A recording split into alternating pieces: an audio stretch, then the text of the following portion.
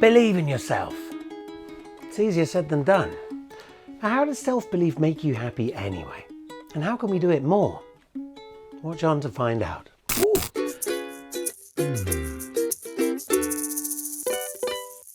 Hi, I'm Charlie Inman from Mindshine.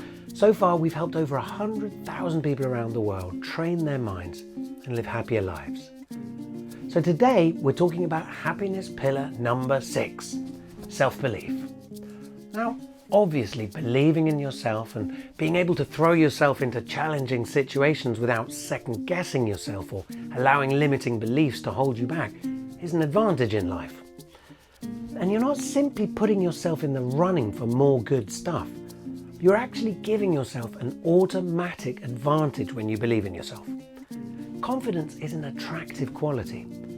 If you believe in yourself, it'll come across in the way you behave and interact with people and make them more likely to believe in you too. Self-belief and self-esteem have been positively linked to happiness in a whole host of studies, and lack of self-belief has been shown to be bad for your health, both mentally and physically.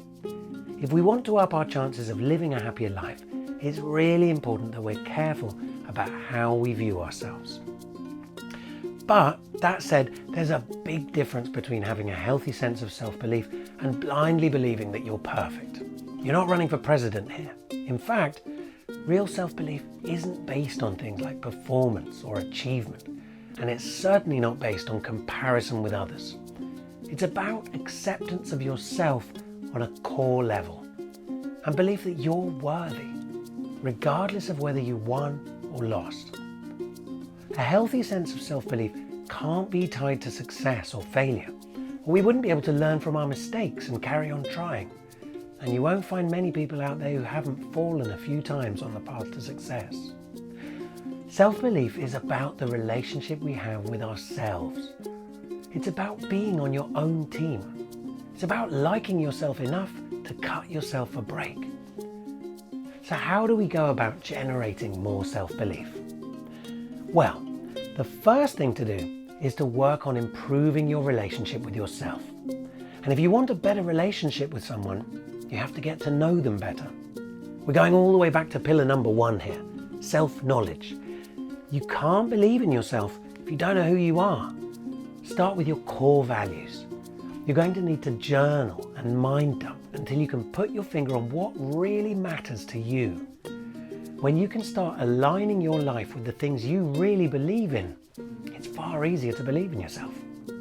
Next up, time to address your inner critic. The voice in our minds that's always telling us we're not good enough, or clever enough, or sexy enough, or cool enough. The one that says, no, that's not for me. Or, I suck at public speaking, why do I have to do this presentation? Or, oh, I'll just leave them alone, they probably wouldn't want to talk to me. We all have this inner voice, and we need to learn to identify it in order to reduce its influence on how we feel about ourselves. Think of the last time you fell short. What sort of things did you say to yourself? Did you speak to yourself like you'd speak to your best friend? I'm guessing not. Remember, you're on your team. You're the only one in there speaking to yourself. Support Team You. Finally, think of the areas in life where you shine and do more of that stuff. What are you good at?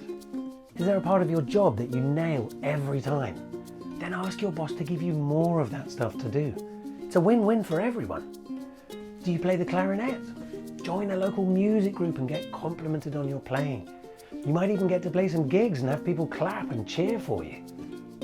We all have skills we could be using more often. And we know that recognition makes us feel good. So use it to your advantage.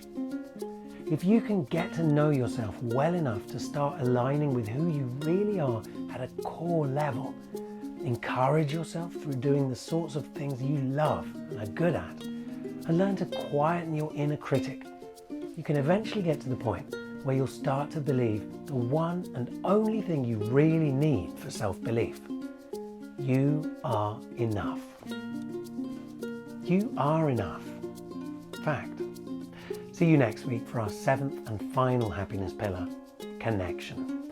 And for lots of free exercises and routines to help you work on self-belief and all the other 7 pillars of happiness, download the Mindshine app today and start living your happiest life.